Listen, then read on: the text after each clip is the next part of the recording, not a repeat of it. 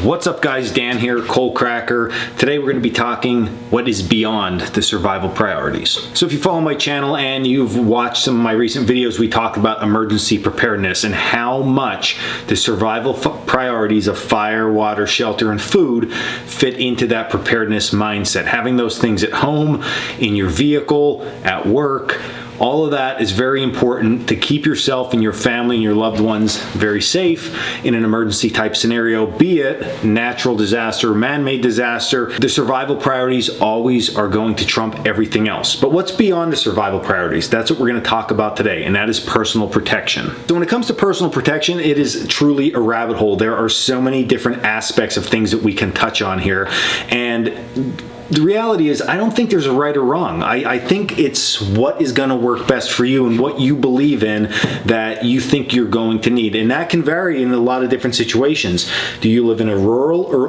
urban environment? Are you young? Are you old? What's your skill set? Do you have military background, police background, no background on anything? Do you take a lot of trainings or do you have no training? So I really think that that is going to be dependent on you. So again, no right or wrong. And I think that as we go through these categories, some of this stuff you might think, hey, that really applies to me, whereas the next thing I show you might think that has no application whatsoever, my preparedness kit, so I'm just going to eliminate that, and that is okay.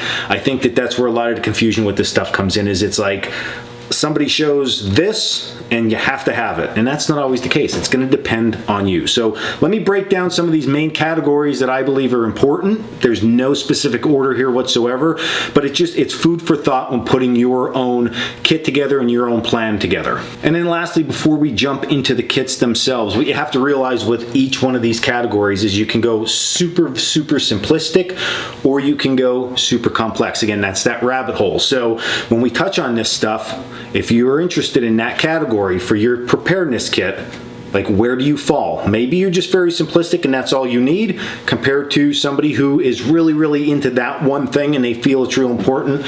Again, getting more complex. So let's start out with number one. Again, not specific order, just the number one category we're going to start with, and that is medical. All right, so when it comes to medical and preparedness, I think that having that good old-fashioned boo-boo kit is super important. So we're looking at Band-Aids, we're looking at gauze, eye wash, burns, over-the-counter type medicines, and you want to have that as comprehensive as possible, because again, in an emergency type scenario, you might not be able to run to the local Walgreens or the local pharmacy to get stuff, so you have to be prepared on your own for that. So here, this is one of the kits that we have in our home. It has a lot of just that very basic first aid type stuff in here. Some medicines, we usually cycle that stuff out every year, and it keeps us going if anything would happen. And it's geared towards us, so we don't put things in that we generally don't have ailments to, right? So medicines and all that, Band-Aids and all that kind of good stuff is inside here. Now on the other end of the spectrum, or I would say towards the middle of the spectrum, we start looking at something like this, which is a trauma kit. This is the one that I have with me most of the time. This is from RTS Tactical. It has a tourniquet, which, you know, out of all the medical equipment that I talk about in the woods, tourniquet is extremely important, and not just for the woods, but we're running chainsaws, we're running machinery, we're just working, you get any kind of wound, gunshot wound, anything, you need to have stuff like this.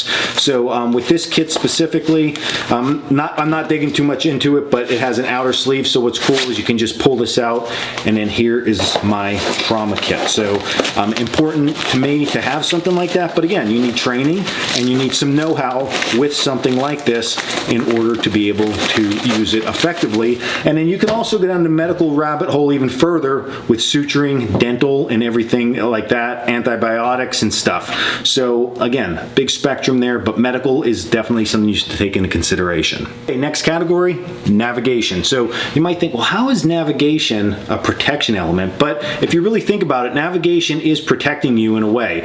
It can do a lot of different things from you. Number one, it can get you out of that bad scenario. So understanding how to go from your current location and find that on a map or find that in your GPS to travel home or travel to a known location is very important. And also, if you are looking at like a bad scenario that like the world's collapsing and you're at work and you got to get home, do you know exit routes out of the city that you're in, or if you're traveling, do you know, hey, that main highway that we always come into this city on is totally shut down. How do I get out of here? Do you have a map? Do you have a GPS? Do you know how to use that stuff? So I think navigation is an important one. Most simplistically is going to be good old-fashioned map of your operational area. I just put a blog up on the website about this and how to get these maps made. A map of your operational area, super, super important, so you can get a bunch of these for different operational areas that you operate in. And then, of course, you team this up with the compass, you're going to be doing really, really well. But then you can take it steps further.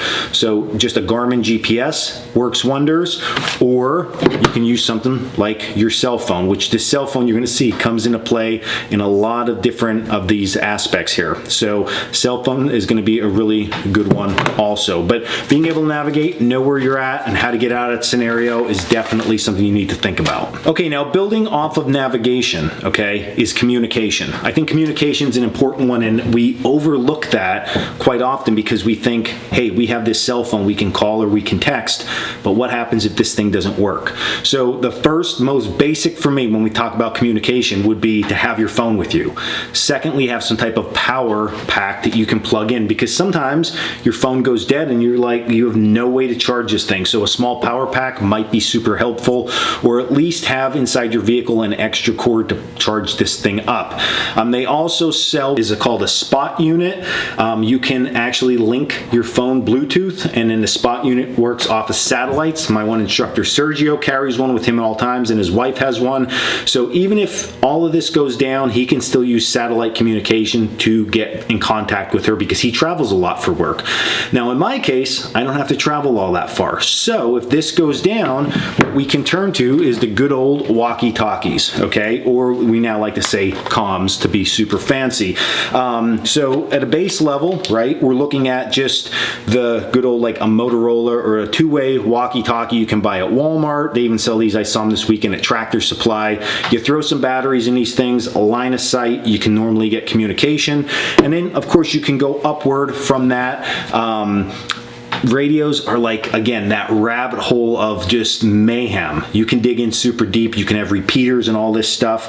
But I have taken some radio courses recently, and all the radio guys right now that are in the preparedness mindset category, these Baofeng radios, these things are like the hot thing. They're super cheap on Amazon, multiple bands, good power on them. Again, there is limitations with all this stuff, but at least you can communicate. So again, is communication important? If you don't have anybody in your life, this might be one of them things you don't need, right? So communication, important category to think about. Next category is being able to see, your vision, okay? Vision's super important, and we usually talk about this one in survival a lot because we think about having just a headlamp. Putting a headlamp on gives us the ability to see at night, work at night, and then also work without having to hold a handheld flashlight.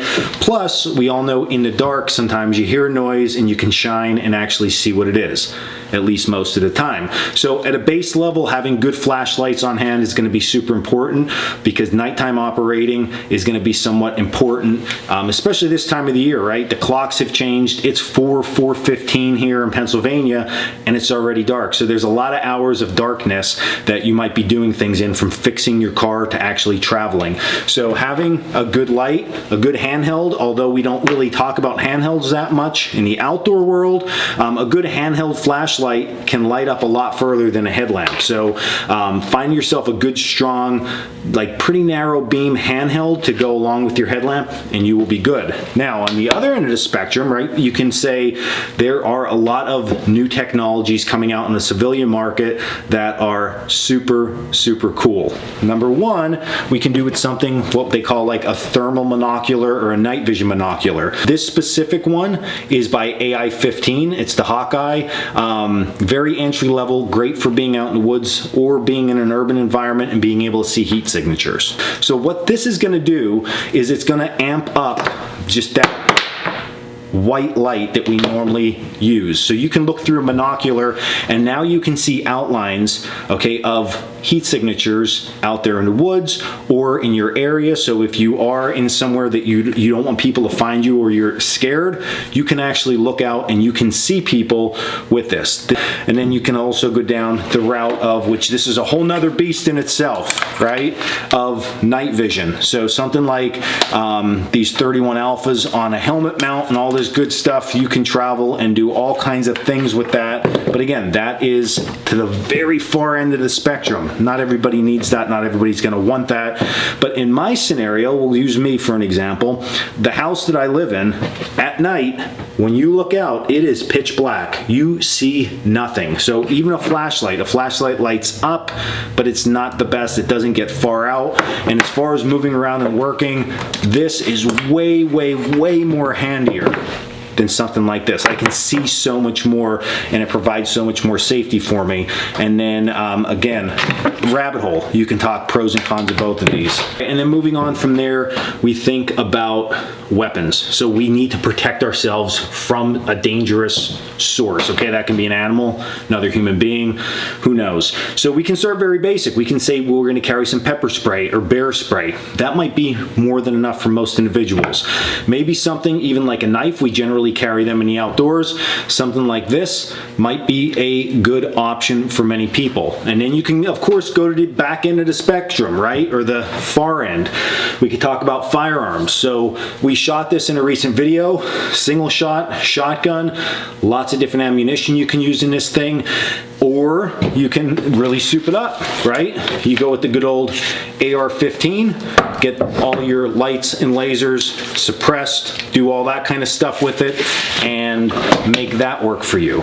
So again, what rabbit hole do you want to go down and what makes you feel most comfortable with the things that you are going to be carrying? And the last category that I think is important to address, which this category, just talking about this, all of this stuff, is low on my priority list. We've talked about that, right? Your priorities, my priorities might all be different. I live in a very rural environment, okay? Not much goes on where I'm at, so I need some other items on here are of higher importance than this, but it is being able to breathe, okay? So when we look at cities, okay, and there's riots and there's tear gas or things are happening that we can't breathe the air, that becomes a real issue. So something like a gas mask in your scenario might really be of high importance for you and your family. Being able to carry something like this or have them at your apartment or in a backpack might be something that is important. Again, rabbit hole. You can get very simplistic things and then you can get up to rebreathers